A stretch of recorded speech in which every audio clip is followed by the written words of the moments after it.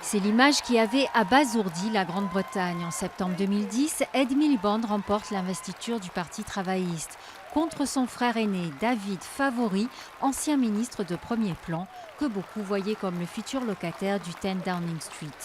En dépit des apparences, David ne pardonnera pas et partira travailler aux États-Unis.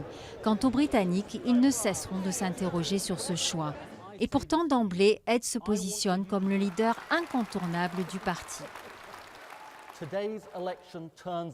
Aujourd'hui, une nouvelle génération a pris le pouvoir pour servir notre parti et un jour, je l'espère, pour servir notre pays. Les 5 années qui suivent vont être agitées par des critiques incessantes contre son leadership, sa voix nasillarde et sa raideur. Mais aujourd'hui, Ed, 45 ans, est toujours là.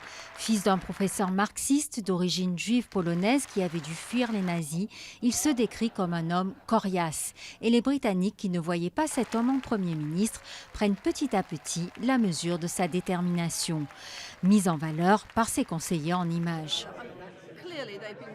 Je pense que Miliband avait un sérieux problème et ils ont vraiment travaillé dessus.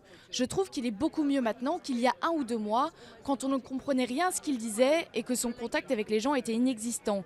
Il est beaucoup mieux. Il serre la main des gens, les regarde droit dans les yeux. Ses discours sont mieux, même si c'est toujours un peu mécanique. Et de fait, Ed tient tête à David Cameron dans les sondages qui les mettent au coude à coude depuis des mois.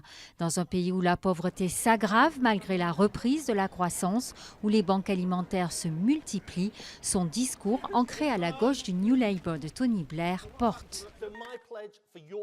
Ma promesse pour vos familles, c'est un salaire minimum à 8 livres de l'heure, la fin des contrats à 0 heure, des exemptions fiscales maintenues, une hausse des aides à la garde d'enfants, une TVA et des cotisations sociales qui n'augmentent pas. Parce que mon parti est déterminé à aider les familles des travailleurs de ce pays. Les bookmakers et les sondages lui donnent un léger avantage sur David Cameron pour le poste de Premier ministre. Mais il doit faire face à un obstacle de taille, l'avancée des indépendantistes écossais qui va le priver de nombreux députés dans cet ancien bastion travailliste. Avec plus que jamais d'actualité, la menace d'une victoire à la Pyrrhus, sans réelle possibilité de constituer un gouvernement solide.